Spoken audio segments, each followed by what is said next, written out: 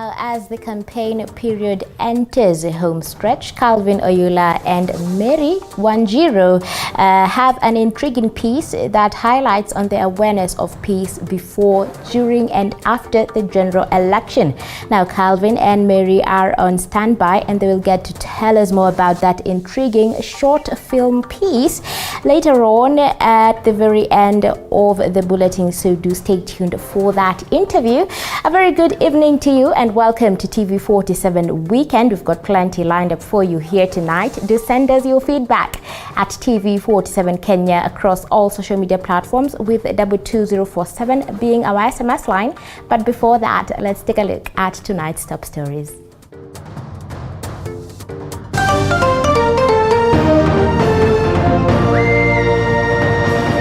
Tonight,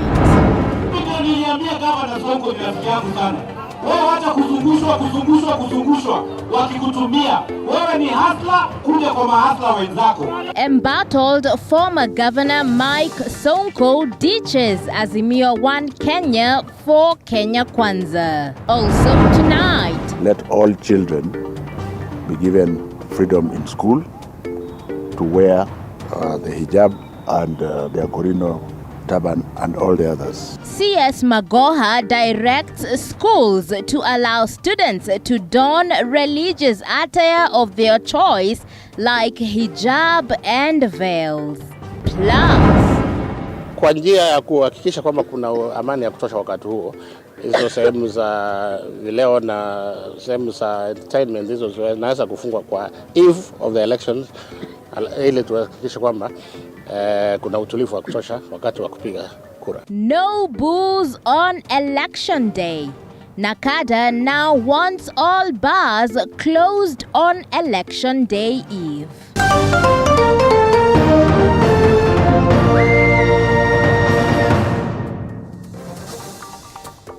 Welcome to the broadcast. Minimbesa is a sign language interpreter. I am Muthoni Maina.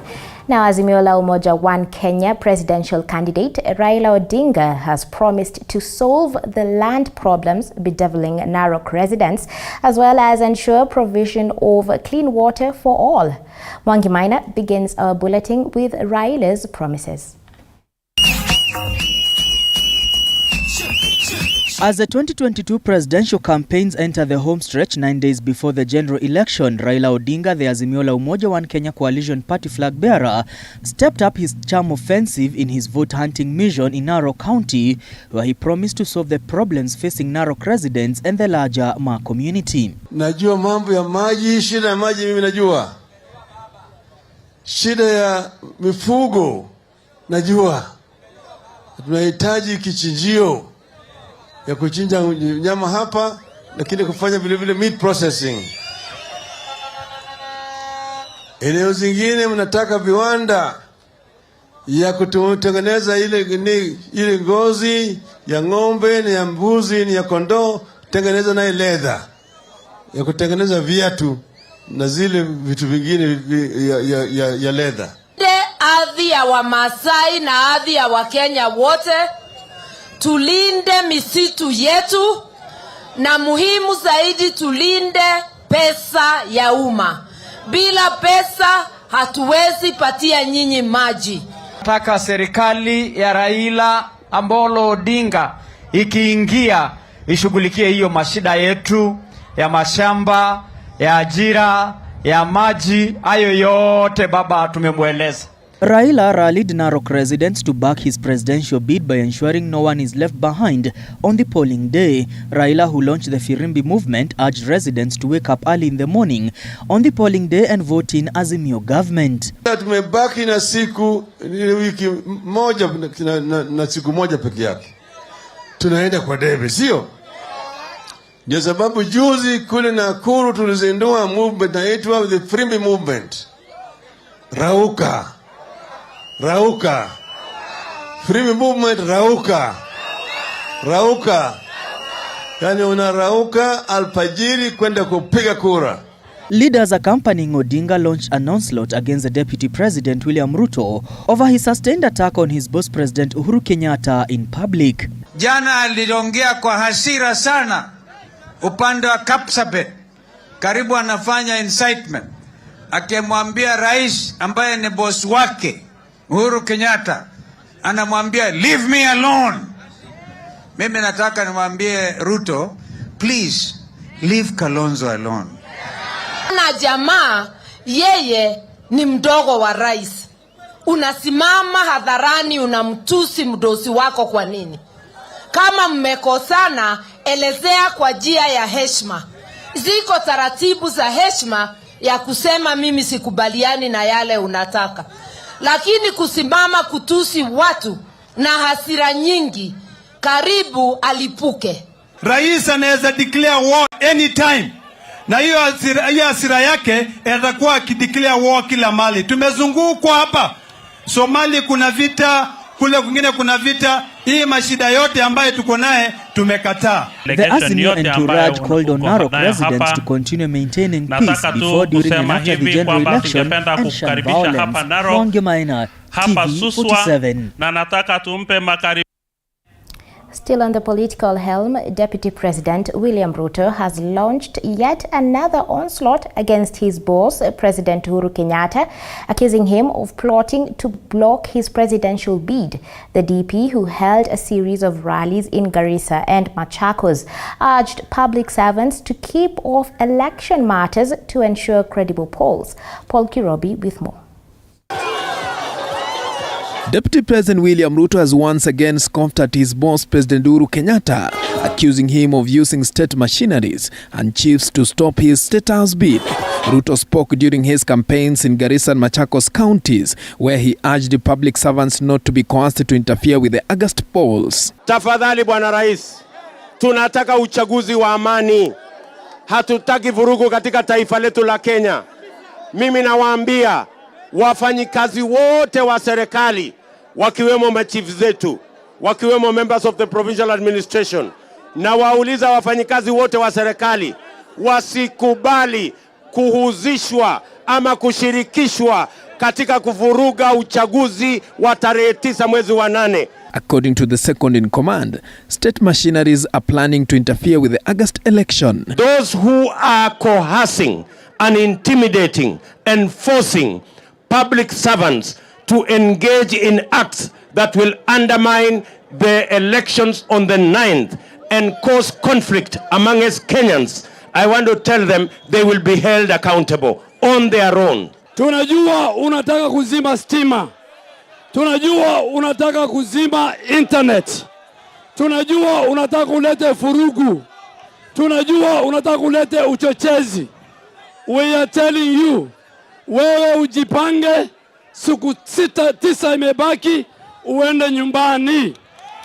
Watu wa Garissa mumekubali hiyo? Mumekubali kuchagua William Ruto? Wangapi wanachagua William Ruto? The UDA presidential candidate rallied Garissa and Ukambani residents to support his presidential bid and vote for him in the August polls. Nataka kuambia Wakenya, mimi pamoja na Deputy President tulisaidia Uhuru Kenyatta kupata kura. Kama Deputy President Dr. William Ruto angekuwa amesaidia Uhuru Kenyatta, angekuwa rais wa Kenya. Hata ujue Honorable Kalonzo Musyoka hayuko hape huko yuko, si ndio? Kwa hivyo hata yako kwa barabara, si ndio? Akikuja huku tumkaribishe. Aingie UDA, aingie Kenya Kwanza, afuate Sonko. Nionyeshe kwa mikono, nionyeshe kwa mikono. Other leaders allied to the Kenya Kwanza Brigade campaigned in Western Kenya, while others toured Nyeri County, which is President Kenyatta's political backyard. Paul Kirobi, TV47. Thank you, Kirubi, for that report. Now, former Nairobi Governor Mike Sonko has ditched the Azimio One Kenya coalition for Kenya Kwanza, promising to support Deputy President William Ruto presidential bid ahead of the August polls. As Stanley Nyarigita reports, Sonko says he has been offered plum jobs if Kenya Kwanza forms the next government, urging Wiper leader Kalonzo Musyoka to jump ship. It was harvest day for the Kenya Kwanza Brigade today after former Nairobi Governor Mike Sonko ditched Azimio One Kenya Alliance. Deputy President William Ruto welcomed Sonko to the KWANZA fold this morning, having been offered plum positions into the executive should KWANZA form the next government. Sonko urging his immediate former party leader Kalonzo Musyoka to jump ship. The President of the Republic of Kenya hana shida na Stephen Kalonzo Musyoka. Mimi ningependa kusema hivi, vile mmeniambia Mungu nikarudi kwa Asia, naomba muombee Mungu, Mwenyezi Mungu afungue macho na masikio ya ndugu yetu Stephen Kalonzo Musyoka akuja hii pande tumalize hii game. Bidii akachaguliwa. Aje kwa kuja wakaangaisha wala tutafanya mfukuzo tena. Kenda Mombasa. Kuzungushwa mpaka tena. Still a member of Parliament, Charles Kenyi, joined in on the tunes to welcome Sonko on board. Niliambia kama na Sonko ni rafiki yangu sana. Wewe wacha kuzungushwa wakikutumia. Wewe ni hasla, kuja kwa mahasla wenzako. Na ukiona Sonko amekuja kwa Dr. William Samoei Ruto, hata ujue Honorable Kalonzo Musyoka hayuko hapo yuko, si ndio? Kwa hivyo hata yako kwa barabara, si ndio? A seemingly confident Hassan Omar, who is eyeing the Mombasa gubernatorial seat on a UDA ticket, welcomed Sonko, saying his latest move will increase his chances of clinching the ticket. Mimi nataka kwa heshima kubwa kumshukuru ndugu yangu Mike Mbuvi Sonko kwa kuingia katika muungano wa Kenya Kwanza na chama chetu ili kushirikiana na sisi kuwaondoa wale watu wa Katirina ambao ndo wametuibia mashamba yetu ndani ya Mombasa. On Thursday, the former governor lost a bid to have his name included on the ballot for the Mombasa gubernatorial race. This after the court quashed his petition to have it compel the Independent Electoral and Boundaries Commission to include him on the ballot. Stanley Nyerungita, TV47, Nairobi. Now, the National Authority for the Campaign Against Alcohol and Drug Abuse, NACADA, in collaboration with security agencies, now say that they have mulling closing all bars and entertainment joints on the 8th of August, a day to the polls. This, NACADA says, will allow a smooth voting process. Chapter Boyd now reports. The National Authority for the Campaign Against Alcohol and Drug Abuse, NACADA, in collaboration with security agencies in the country, are mulling to close down all bars and drinking joints on the eve of August 9th. Speaking at the Pwani University grounds, NACADA CEO Victor Okioma said that they are already engaging bar operators in order to allow closure of the businesses and a smooth voting process. Na tutajaribu kuuliza waziri kama anaweza kuamuru kwamba kwa njia ya kuhakikisha kwamba kuna amani ya kutosha wakati huo, hizo sehemu za vileo na sehemu za entertainment hizo zinaweza kufungwa kwa eve of the elections, ili tuhakikishe kwamba kuna utulivu wa kutosha wakati wa kupiga kura. According to Okioma, the youth have in the past fallen prey to politicians to cause violence, further warning those intending to do so that they will face the full force of the law. Upewe shilingi 100 ni sawa, lakini usiende kupiga watu kwa sababu umeambiwa kwenda upige fulani ama kwenda uharibu mkutano wa kiongozi fulani. Tumia hiyo pesa kwenda ununua unga uende ujisaidie naye. That is the kind of engagement we are having with our young leaders. Kilifi Deputy County Commissioner Geoffrey Tanui has warned the youth against crowding at polling stations after casting their votes, asking them to wait for the results at their respective homes. Tuone kama kutakuwa na njia, tutaweka hours ya kusema kutoka masaa fulani wasifungue clubs mpaka watu wapige kura warudi manyumbani, alafu baadaye wafungue. Na tunatokuambia vijana, wakati tu unapiga kura urudi nyumbani ungoje results huko. Na kama mtu wako ameshindwa, yule mtu mnamsupport, wewe kubali matokeo. Chapter Boyd, TV47. Kijana, ingawaje Mungu ameniokoa, Yesu. Thank you, Boyd, for that report. On to education matters, as Cabinet Secretary Professor George Magoha has directed school administrators to allow learners don in religious attires such as hijabs and turbans. Speaking during the commissioning of CBC classrooms in Nandi County, the Education CS said school heads should not discriminate learners on religious grounds. Paul Muniu with more. Education Cabinet Secretary Professor George Magoha has directed all school heads to allow students don their religious attires while in school. According to Magoha, the school management should adhere to the directives and allow students wear veils, hijabs and turbans to curb religious discrimination. I'm informed that there are still a few schools that are harassing children because of the manner they dress and sometimes discriminating against them. Let all children be given freedom in school to wear the hijab and their Korino turban and all the others. Magoha has at the same time urged school management to set up worship centers in school to promote good values. Principals are being urged to create some prayer place for the children when they want to pray, even if you regiment them, so that even if it is not for all the time, you can say, okay, if you belong to this religion, this place will be available to you at this time to pray. And I think this can be done depending on different schools and how you agree with yourself with the PTAs and everybody else. I believe strongly that this will encourage the children to be more receptive to our discipline.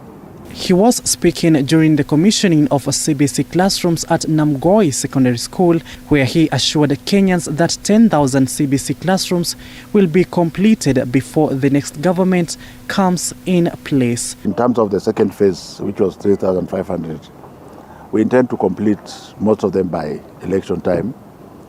Should there be a small balance, we shall be bold enough, since I am not a politician, and you can judge me on that one. Only God knows who will be the president. I don't know.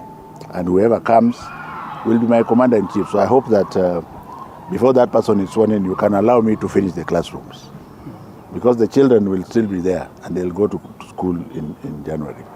Paul Monio, TV 47.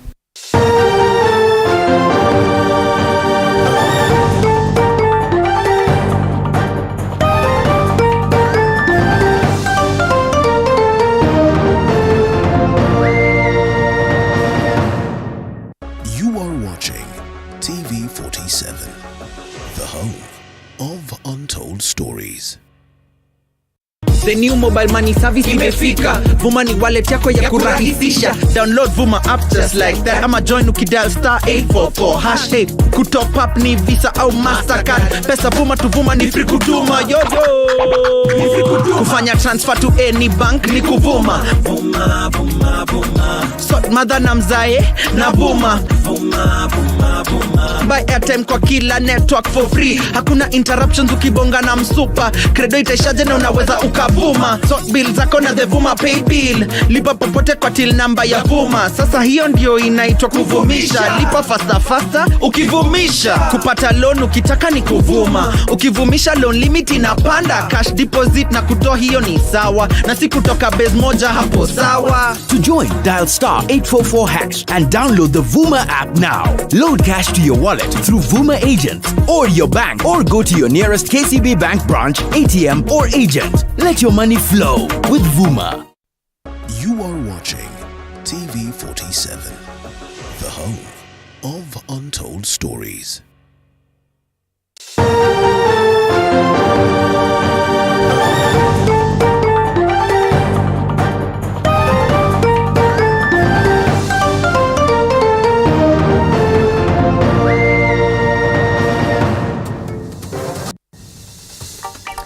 Welcome back to TV 47 Weekend. Now, the Ministry of Health has launched HIV prevention campaign in different counties across the country aimed at curbing the spread of the virus.